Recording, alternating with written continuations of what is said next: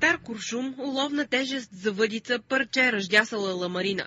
Трудно за представяне, но доскоро красивата скулптура на Дон Кихот не е била нищо повече от това. Не и преди да попадне в ръцете на елховския учител по литература Димитър. Голяма част от това е теникия, нали, тело. Ето, отрязан на 2 куршум.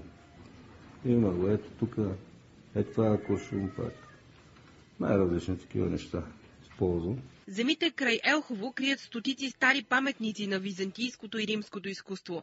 Именно те преди 20 на години вдъхновява Даскала. Затова в творбите му ясно личи и инспирацията на древността. Аз така дълги години се занимавах с нумизматика. Много бях впечатлен от стилистиката на византийската монета. Едно рибарско лово и он се съчми тук, правя косата. Това е точно от монетите Свети Георги на византийската монета го представят по този начин, с точки вместо коса. Всяка част от скулптурите самукият майстор прави с двете си ръце. Реже, завива, кове старите метали, докато придобият на узнаваеми форми.